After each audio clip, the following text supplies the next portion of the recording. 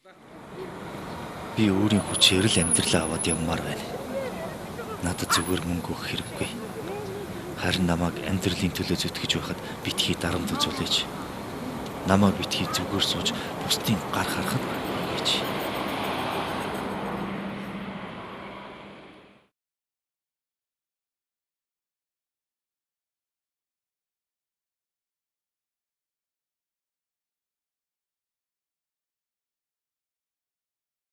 Оюутан болж ирэл.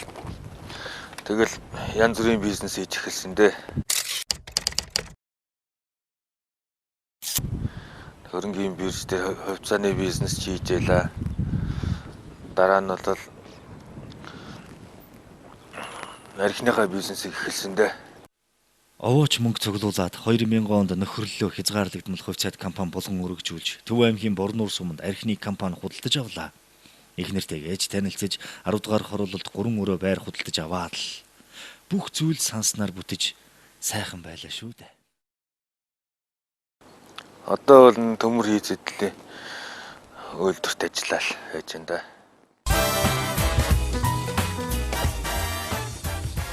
Арх хар мөртэй. Яах гэж энэ бизнесийг сонгосон юм?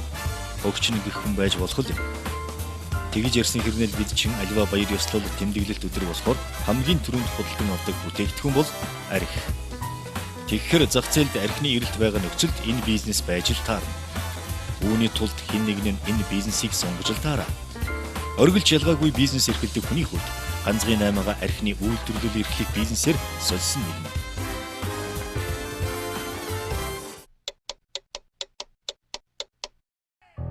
Арх үйлдвэрлэгч аж ахуй нэгж байгууллагуудын цагаан архины онцгой албан татвар тооцох үнэлгээний доод жишгийг хавсралтаар батал сугай. 2000 оноос хойш би энэ аж ахуй нэгжийг биедээ үйл ажиллагаа явуулж байгаа. Тэр хугацаанд бол 2001 оны 1-р улирал дуустал санхүүгийн тайлан тэнцэл бүх юм бол номероо гараад хууль ёсныхаа ногдуулсан татварыг төлдөг байсан. 2001 оны 2-р улирлаас эхлээд сангийн сайдын 40 тат жишг гүн гэдэг тушаал гараад энээс хойш бол багаар тайлан гаргах болгонд санхүүгийн зохиомл өрөнд орж хуурамч тайлан гаргаж ирсэн. За татварын төлөлтийн тухай ярих юм бол жилд нэг 25-аас 30 сая төгрөг жил болгон төлдөг байсан. Түүнээс гадна орон нутгийн зохиогдож байгаа арга хэмжээ янз бүрийн юмд орон нутгаа байнга дэмжиж ажилладаг байсан. Төсвийн байгууллагын удирдлага санхүүжилтийн хууль гэдэг хууль гарахаас өмнө бол орон нутагт бол Баян ширээ компани архины үйлдвэрээс илүү дэмжлэг туслалцаа үзүүлдэг орон нутгийн төсвийг бүрдүүлдэг байгууллага тэр үед бол байгаагүй. Ер нь хамгийн амар хэлбэр аргаар санхүүгийн үүсвэр олж ирсэн юм бол эргэлтийн хөрөнгө татвараа төлөхийн тулд банкны шалгуур өндөр учраас хадгаламж зээлийн оршоноос 4-5% хүүтэй мөнгө зээлж үйл ажиллагааныхаа доголдсон хэсгийг нөхөж үйл ажиллагаагаа жигд явуулж ирсэн. Үүнээс олж бол татвар төлөхөөс гадна зээлийн хүү асар их дарамтыг үүрж гарч ирсэн. 2001 онд манай өвт гарсан.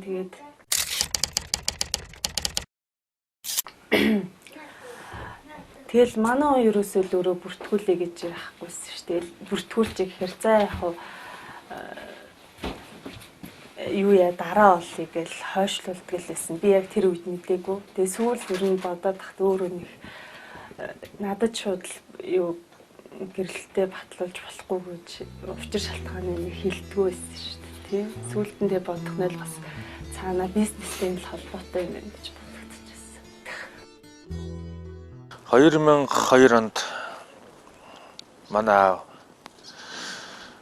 Элдэгний хорт тавдар гэдэг өвчин тасаад тэр үед бол үйл ажиллагаа бол бас манай миний бизнес бол ер нь бас жоохон эвгүй болцсон. Тэр үед таарсан. Тэгээд эмчилж чадахгүй харж байгаа даваагаа алдахтал хийггүй юм л дээ. Миний сайхан босгосон амьдралч нуран унсан да. Харин ханаа зөв сонгосны хүчинд л явж байна. Манай гэр бүлийн хүн тэдний хамаатан садан л энэ хүнд хэцүү үеийг туулахад дэм болсон. Одоо ч гэсэн тэднийхээ хүчээр л нэг өрөө байранд ороод байна шүү дээ.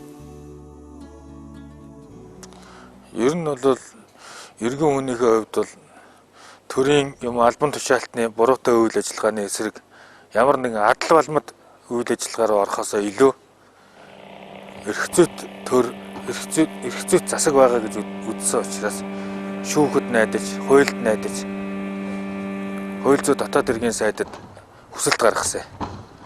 Одоо энэ танаа сангийн сайдны 2001 оны 40, 2002 оны 34, 2003 оны 41 тоо 161 тоо тушаал очиж хүчин төгөлдөр эрх зүйн акт мөн үү гэж асуухад хууль зүйн дотоод хэргийн яамнаас бол эдгээр тушаалууд нийтээр дагуулж мөрдүүлэх шийдвэр улсын бүртгэл бүртгэгдээгүй байна гэсэн хариу өгдөг.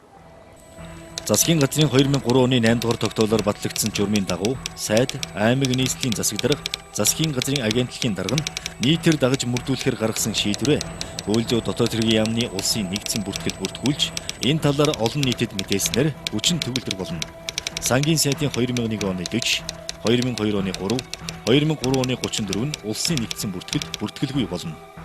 Энэ 2001 онд байна эдийн засаг санхүүгийн яамны сайдын 2004 оны 01 чөлөө 35 дугаар тушаал гэж гарсан байдаг.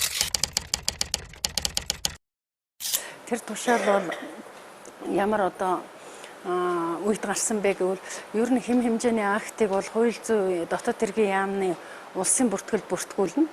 Тэгээ бүртгүүлснийхаа дараатаа бол тэр одоо үнэхээр тэр эрх зүйн акт хууль зөрчөөгүй, хуульд нийцэж гарсан эсвэл одоо тэр зохицуулагдаагүй харилцааг зохицуулахаар эрх нь олгогдож тийм ээ. Өөрөөр хэлэх юм бол улсын их хурлаас эрх нь олгосон субъект бол хэм хэмжээний акт гаргах хэрэгтэй байхгүй.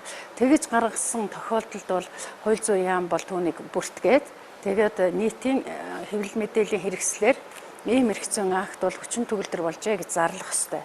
Тэгээ энэ зарласан өдрөөс өгсүүлээд л хүчин төгөлдөр үйлчлэн байна шүү дээ. Тэгэхээр тухайн үед бол тэр акт бүртгэгдсэн байна уугүй байна уу гэдгийг бол бид нар бас та нар шалгаж үзэх хэрэгтэй байна л да. Тэгээ бүртгэгдээгүй бол энэ бол хүчин төгөлдөр болсон шүү дээ. Тэгээ нөгөө талаасаа бас эрх зүйн нэг чухал ойлголт нь юу вэ гэвэл энэ архины тийм төлбөр үнийг бас ямар нэгэн субъект бол бас эрх нь олгогдоогүй бол шууд үн тогтоогоод байх тийм одоо эрх зүйн юу байхгүй шүү дээ. Тийм учраас бол тухайн үед тэр хэм хэмжээний акт бүртгэгдээгүй байсан бол хүчин төгөлдөр болсон гэж үзэх хэрэгтэй. Энэ нь бол эрх зүйн хүчин төгөлдөр болсон акт юм байна гэдгийг мэдсэн учраас Дүү аймгийн захиргааны хэргийн шүүхт болон нийслэлийн захиргааны хэргийн шүүхт татварын акт сангийн сайдын тушаалыг хүчин төгөлдөр бус эрх зүйн акт тооцож өгөөч гэсэн хүсэлт гаргасан боловч анхан давд залдах хяналтын шатууд дээр бол Төв аймгийн анхан шатны захиргааны анхан шатн дээр миний тал шийдвэр гарсан. Дээд шүүхийн давд залдах шатны шийдвэр дээр миний талд шийдвэр нь гарсан. Хяналтын шатн дээр бол хоёулын дээр нь эсрэг шийдвэр гаргаад сангийн яамны талд шийдвэр гаргах болсон. 2001 онд гэхэд татварт 26 сая 311 мянган төгрөгийн татвар төлж байсан. Нэг шил архийг 1001 зүгээс 1250 төгрөгөөр борлуулж байсан боловч татвартаа нэг шил архийг 2800-аас 3000 төгрөгөөр тооцож төлж байснаас үзэхэд үйл ажиллагаагаа явуулах боломжгүй болж байсан нь тогтоогдож байна. Оргилын татварын өр төлбөрийг Төв аймгийн Сум дундын 2 дугаар шүүхийн 2007 оны 39 шийдвэрээр төлөх үндэслэлгүй хэмээн хэрэгсэхгүй болгосон нь нэхэмжлэгчийн эрх, үйл ёсны ашиг сонирхол зөрчигдсөн гэж үзэхэргүй байна. Сангийн сайд тушаалаа хүчингүй болгосон тул нэгэнт хүчингүй болсон захиргааны актыг дахин хэлэлцэх үндэслэлгүй байна. Сангийн сайдын 2001 оны 40, 2002 оны 3, 2003 оны 34 тушаалууд нь засгийн газрын 2003 оны 8 тогтоолоор батлагдсан журмын 1-4 зааснаар улсын бүртгэл бүртгүүлээгүй нь тогтоогдсон тул илт хүчин төгөлдөр бус болохыг хүлээн зөвшөөрсөв. Сангийн сайд эрх хэмжээний хүрээнд гаргасан дээрх тушаалууд нь засгийн газрын 8 дугаар тогтоолоор батлагдсан журмын дагуу бүртгэгдэхээр байгаа тул бүртгэгдээгүй нь хүчин төгөлдөр бус хэмээн давж заалдах шатны шүүх буруу шийдсэн. Монгол улсын үндсэн хууль 1-р бүлэг Монгол улсын бүрэн эрхэт байдал 1-р зүйлийн 2 ардчилсан ёс, шударга ёс, эрх чөлөө, тэгш байдал, үндэсний эв нэгдлийг хангах, хууль дээдлэх нь Төрийн үйл ажиллагааны үндсэн зарчим мөн. Харамсалтай нь шүүхээс сангийн сайд гаргасан шийдвэрээ зохиогч журмын дагуу хянуулж бүртгүүлэлгүйгээр нийтээр дагаж мөрдүүлсэн нь тогтоогдоод байхад энэ нь зүй ёсны мэтээр шийдвэрлсэн нь даанч зохисгүй. Иргэд аж ахуй нэгжээс авсан байсан өр зээлийн асуудлаас болоод бол эрүүгийн эрхт холбогдчихсэн. Эрүүгийн эрхт холбогдоод ганц удгийн цагдаа хорих төвд очиж явахд бол хэцүү л байд юм бэл. Тэгээ ер нь бол би өөрийгөө бодож байсан. Би шоронд орохоор хэрэг хийцэн хүн мөн үү биш үү гэж. Өөртөө ихтгэлтэй байдаг талдаа өдөө зэрэгтэй явж байна да. Энэ мэтээр төрийн албан тушаалтнууд хууль төсийг гажуудуулахыг биеэрээ үлгэрлээд энийг нь шүүх эрх мэдлийн байгууллага зүй ёсны гэж үзээд байвал иргэдээс хууль дээдлэхийг шаардаж дээдэлсэнгүй гэж шийдэх нь хэр шударга болохыг та тунгаан үзье. Төрөөс иргэдийн эрүүл мэнд, аюулгүй байдлыг хангах үүднээс архины үйлдвэрлэл хэрэглээнд аливаа төрлийн хязгаарлалт тогтоох нь зүй ёсных.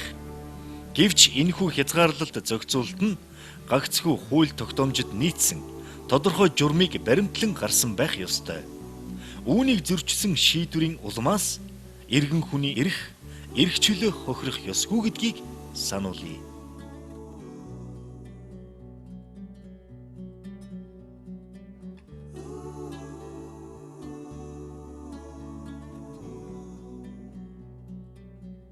Өөрийгөө аваад явахыг л би хүсэж байна.